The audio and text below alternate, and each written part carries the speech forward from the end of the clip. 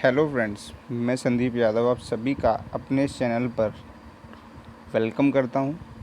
और आज का जो हमारा टॉपिक है वो कंफ्यूजिंग वर्ब्स हैं कुछ, जिन्हें मुझे लगता है कि हमें इन्हें पढ़ना चाहिए और कॉम्पिटिटिव एग्ज़ाम्स में ये आती जाती हैं। ठीक है, और जब ये एग्ज़ाम में आती है ना कहीं हमें कन्फ्यूज़न होता है। ये वर्ब कौन कौन सी हैं हमारी, तो आज हम जो बात करने वाले हैं ना वो ये दो वर्ब हैं, लाई एंड ले। इन दो वर्ब्स की आज हमें बात करनी है। ठीक है,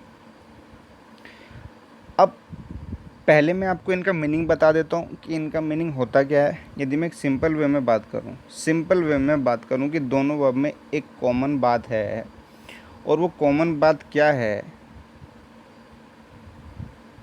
कि जो क्षैतिज अवस्था होती है ना, क्षैतिज अवस्था, हॉरिजॉन्टल जो पोजीशन होती है किसी भी व्यक्ति या वस्तु की, उसको हम इन्हीं से रेफ़र करते हैं वर्ब से। ये हमें बताते हैं कि वो जो व्यक्ति या वस्तु है ना, उसकी ये अवस्था है। क्लियर है? लेटा हुआ, रखा हुआ, रखना हुआ, बिछाना, ये सब चीज़ें यहाँ से इनके मीनिंग निकलते हैं। तो अब हम इनके डिफ़ाइन कैसे कर पाएँ, हमें कैसे पता चले कि हमें कहाँ पे कौन सी वर्ब लिखनी है? क्या जब हम एग्ज़ाम में जाएंगे तो हमें याद रहेंगी चीज़ें या हम कहीं ना कहीं भूल चुके होंगे? तो अब ध्यान देना थोड़ा सा। देखो, ये जो ले वर्ब होती है ना, इसके मैं आपको मतलब बता देता हूँ। इसका मतलब हो गया कि तो लेटाना, रखना। ठीक है, अच्छा, जो कहते हैं ना मुर्गी अंडे देती है, वो ले वर्ब भी यूज़ की जाती है उसके लिए। लेकिन मैं आपको बताता हूँ होता क्या। लाई और ले वर्ब में जो डिफरेंस है, मेन डिफरेंस क्या है? मेन डिफरेंस ये है कि जो ले वर्ब होती है ना, ये हमारी ट्रांजिटिव वर्ब होती है। अगर हमें ये बात याद रखें ना, ट्रांजिटिव, और जो लाई होती है ये होती है हमारी इंट्रांजिटिव वर्ब।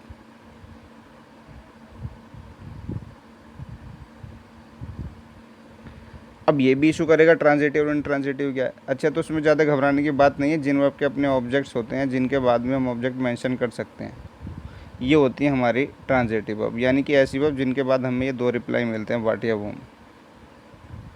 यही कहलाती है हमारी ट्रांजिटिव वर्ब, जिसमें कोई ना कोई काम हुआ है, किसी के ऊपर पास ओवर हो गया।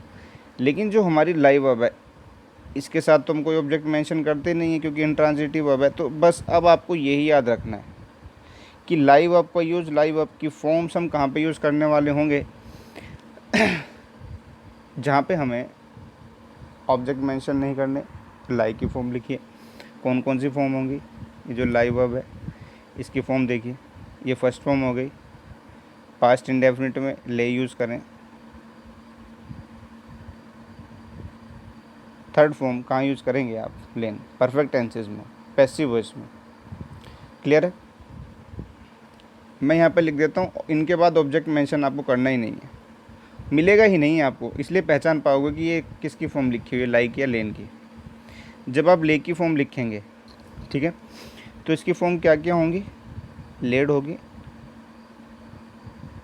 और लेड होगी। इनके बाद में आपको ऑब्जेक्ट मिल जाएगा लिखा हुआ। व्हाट या उनका रिप्लाई बिल्कुल मिलेगा।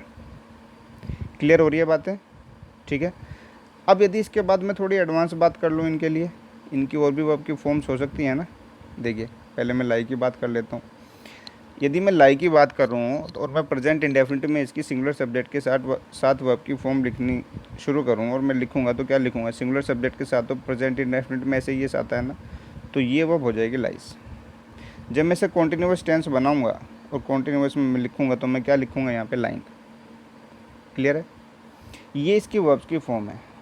प्लूरल सब्जेक्ट के साथ प्रेजेंट इंडेफिनिट में लाई लिखें, विदाउट ऑब्जेक्ट, विदाउट ऑब्जेक्ट। ठीक है, लेटा हुआ है या विश्राम पोजीशन में है वो कोई चीज़, लेकिन उसके बाद ऑब्जेक्ट नहीं है। सीधे सा मतलब ये है कि जो सब्जेक्ट लिखा हुआ है आपको उसी की स्थिति बतानी है, वो हॉरिजॉन्टल है, वो सब्जेक्ट की ही स्थिति बताने के लिए लिखी जाएगी लाई की फॉर्म। क्लियर है इतनी बात? अब यही बात हम ले के साथ कर लेते हैं। ले की फॉर्म्स अभी मैंने बताई, लेड होगा, लेड होगा। लेकिन जब मैं प्रेजेंट इंडेफिनिट की बात करूँगा सिंगुलर सब्जेक्ट के साथ, तो इसमें एस लग जाएगा। जब मैं प्रेजेंट कॉन्टिन्यूस लिखने वाला हूँगा तो मैं इसमें आईएनजी लगा दूंगा और ये क्या हो जाएगा, लेंगे। ठीक है, ये कॉमन बात है। बस आपको याद क्या रखना है कि दोनों की दोनों हॉरिजॉन्टल पोजीशन बताने के लिए हैं, बस एक के बाद ऑब्जेक्ट नहीं लिखे जाते और एक के बाद ऑब्जेक्ट लिखे जाते हैं। जो ले वर्ब की ये तीनों फॉर्म है, इन्हें ध्यान रखना है आपको।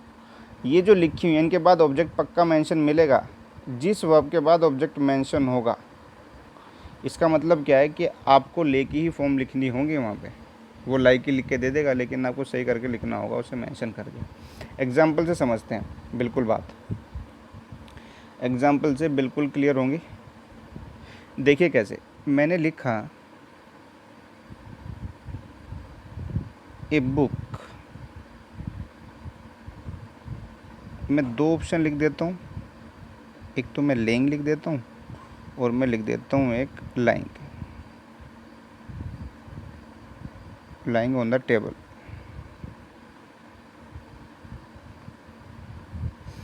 अच्छा, ये स्टेटमेंट लिखा हुआ है, इसका मतलब ये है कि a book is lying on the table. ये इसकी पोजीशन बता रही है कि कोई किताब है वो रखी हुई है।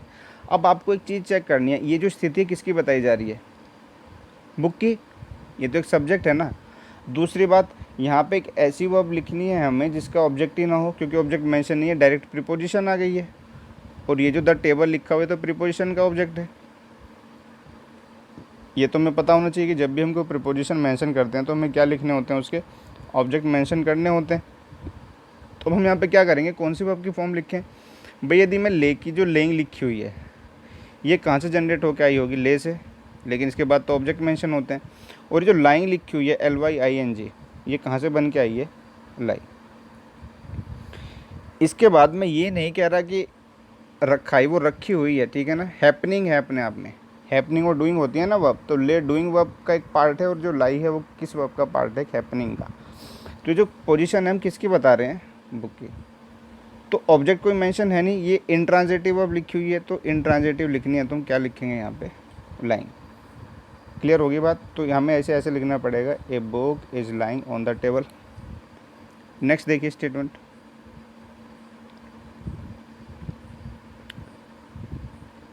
फिर मैंने लिखा ही वॉज। अब भी यही ऑप्शन है, एक लेइंग हो जाएगा और एक लाइंग हो जाएगा। He was laying a book on the table।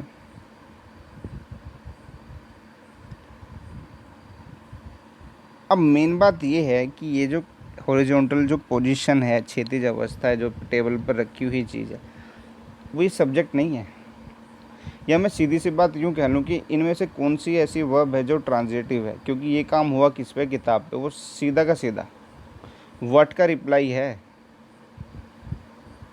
किसका रिप्लाई है, व्हाट का रिप्लाई है, book.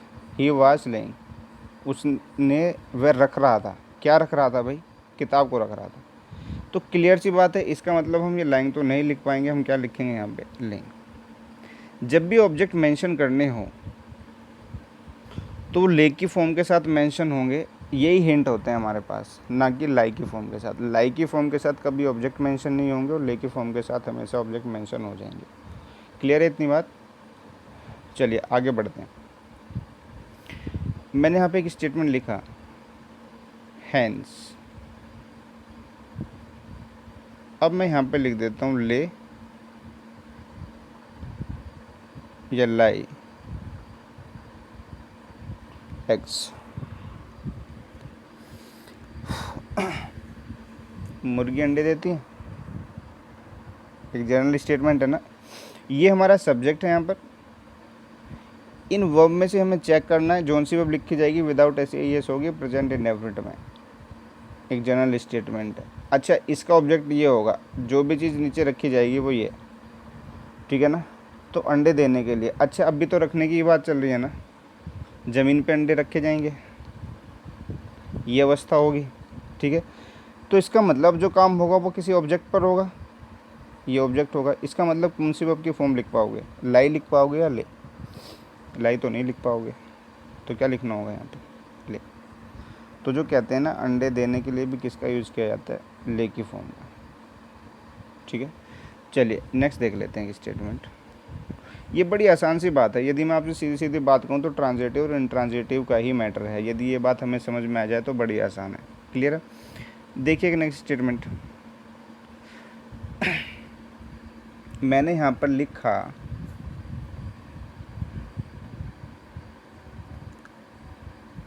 these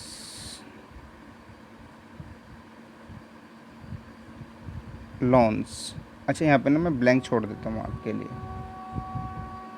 with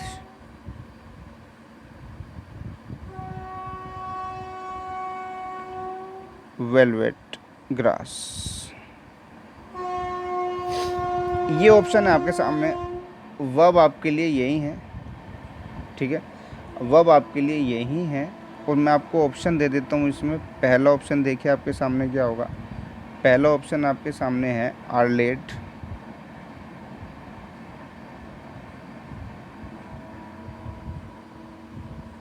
are late.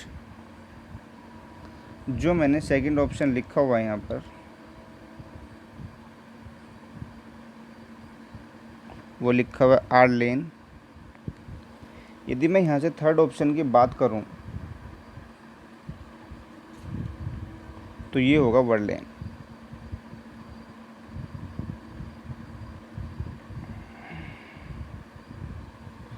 ठीक है, तो एक बार चेक करिए फटाफट कि ये जो हमारी वर्ब्स लिखी हुई हैं, ये जो हमारे ऑप्शंस इसमें लिखे हुए हैं, इसमें आना चाहिए तो क्या आना चाहिए।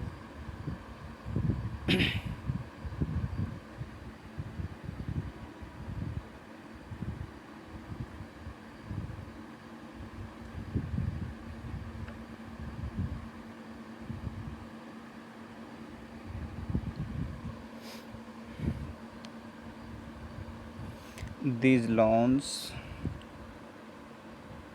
are lane, were lane या or lane।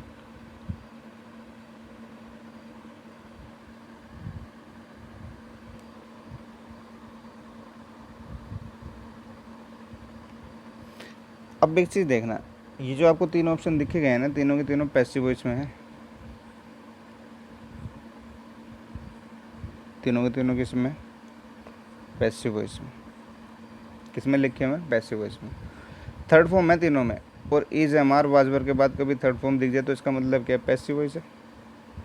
अच्छा, यदि पैसिव वॉइस है तो इसका मतलब कहीं ना कहीं ऑब्जेक्ट मेंशन हुआ होगा, कहीं ना कहीं ऑब्जेक्ट मेंशन हुआ होगा ना भाई। पैसिव वॉइस हम तभी बना पाते हैं जब वर्ब के ऑब्जेक्ट लिखे जाते हैं। तो कहीं ना कहीं लॉन्च जो होगा ना, ये ऑब्जेक्ट होगा।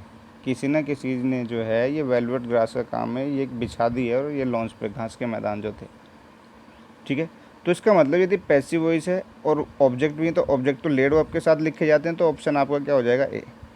ऑप्शन क्या हो जाएगा आपका? ये कट जाएंगे। याद रखना हमेशा, पैसिव जो हम बनाते हैं वो पैसिव हमेशा किससे बनते हैं? ट्रांजिटिव वर्ब से। इनट्रांजिटिव वर्ब के कभी भी पैसिव नहीं बनते, इस चीज़ को हमेशा ध्यान रखना। अगर मैं यहाँ से कहने लगूँ ना ही गोज़ टू स्कूल, और आपसे कभी कहने लगे कोई कि इसका पैसिव बनाइए, तो भूल के मैं मत बना दीजिएगा, क्योंकि इसमें ऑब्जेक्ट है तो सही, लेकिन प्रीपोजिशन का है, वर्ब का ऑब्जेक्ट ही नहीं है। ट्रांजिटिव वर्ब्स की ही पैसिव बना जाते हैं। ये गोज़ इनट्रांजिटिव वर्ब है, इसका कभी पैसिव आप नहीं बना पाओगे। तो इज एम आर वाजवर के बाद वर्ब की थर्ड फॉर्म का लिखा जाना हमें क्या बताता है कि ये पैसिव वॉइस है। ठीक है, चलिए एक स्टेटमेंट और देख लेते हैं फिर हम। मैंने यहाँ पे लिखा the poor women, the poor women blank the kettle, केतली, on the fire and went outside, sorry, and went outside।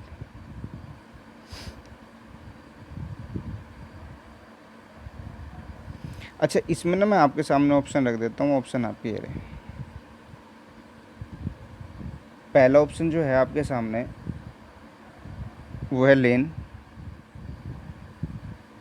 Second option जो मैं आपके सामने यहाँ पे रख रहा हूँ वो है ले, और जो थर्ड ऑप्शन मुझे रखना है आपके सामने वो है लेट। एक बार ने देखिए, the poor women blank the cattle on the fire and went outside. अच्छा, रखने की बात हो रही है ना, रखा हुआ होगा, हॉरिजॉन्टल होगा कोई, ठीक है ना, डायरेक्ट आग पे तो नहीं रखा गया होगा ना कोई तो सपोर्ट होगी। क्लियर है? हॉरिजॉन्टल होगा, काम किस पे होगा, कैटल पे होगा, तो ऑब्जेक्ट तो है ना, रखा है तो किसको रखा है भाई, तो ऑब्जेक्ट तो मेंशन है ना, जो भी वो पाएगी उसका ऑब्जेक्ट या नाउन मेंशन है द कैटल, ठीक है ना। तो अब यहाँ पे जो भी फॉर्म आएगी ना वो ले की ही आएगी, वो ले की ही आएगी। क्लियर है? अब देखिए ले की फॉर्म आएगी, लेन तो नहीं आएगी, इसे तो हम पहले ही काट देते हैं। अब बचा ले और बचा लेट। ये जो ले लिखा हुआ है ये इसकी फर्स्ट फॉर्म है, यदि मैं इस ले को लिख दूँ तो ये गलत हो जाएगा, फर्स्ट फॉर्म वुमन के साथ लेस आना चाहिए था, ये इस वजह से गलत हो जाएगा। बचा ये लेट यहाँ पे हम लिखेंगे, the poor women let the cattle on the fire and went outside. Clear है? पास्ट इंडेफिनिट का टेंस हो जाएगा कि उसने पास्ट में ऐसा किया था, रख के और वो बाहर चली गई थी। क्लियर है? अब और देखिए नेक्स्ट स्टेटमेंट अपना। अच्छा, क्लियर हो जाना चाहिए चीज़ें ना, मैं क्लियर तभी होंगी जब हम ना थोड़े एग्जाम्पल कर लेंगे एक दो, तो वीडियो के लंबे होने या ना होने से कोई इफेक्ट पड़ता नहीं है, बस चीज़ें क्लियर होनी चाहिए। ठीक है? देखिए,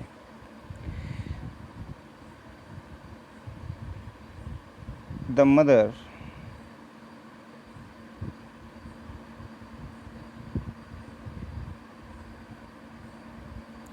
आस्क्ड मी, ये मैं आपके लिए ना यहाँ पे इसे ब्लैंक छोड़ देता हूँ। चलिए, आस्क मी द टेबल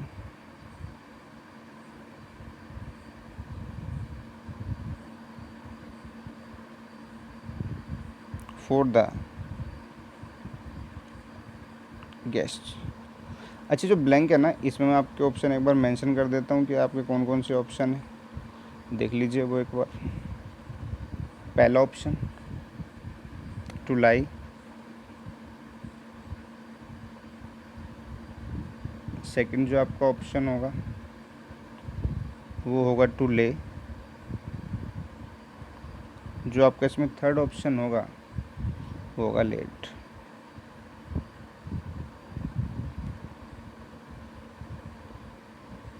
ठीक है?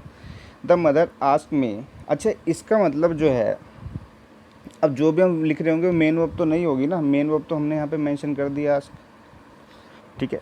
तो इसका मतलब हमें इन्फिनेटिव लिखना है, टू लगा के लिखना होगा वर्ब में। अब लाई लिखें, अब वो लिखा जाता है बेस फॉर्म के साथ में, क्योंकि पैसिव तो है नहीं, टू के बाद में बेस फॉर्म में लिखी जाती है ना, और वो लाई और ले ही होंगे।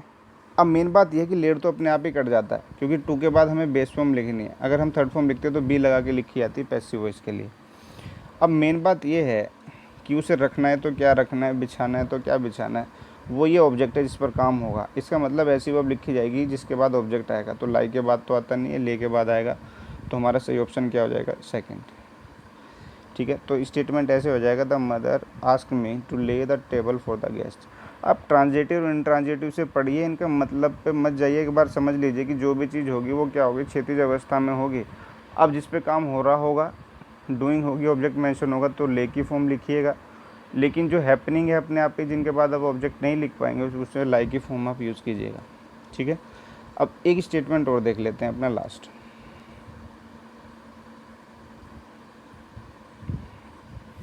देखिए,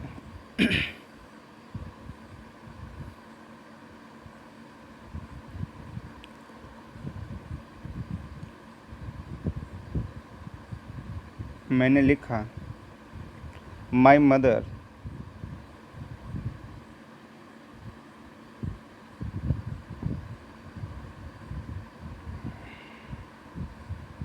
my mother asked me blank down and take rest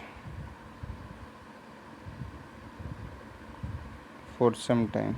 student, इतनी सुंदर राइटिंग के लिए मैं माफ़ी चाहूँगा, ठीक है। मुझे भी पता है कि कुछ ज़्यादा ही सुंदर राइटिंग आ रही है यहाँ पर, तो भी एक शुरुआत की है, ठीक है। नई नई बात है, तो आई थिंक चीज़ें कवर हो जाएंगी फॉर सम टाइम। अब यहाँ पे ना आपके सामने वही ऑप्शन है, ठीक है। कौन कौन से हैं मैं बता देता हूँ यहाँ पे। पहला option to lie, second option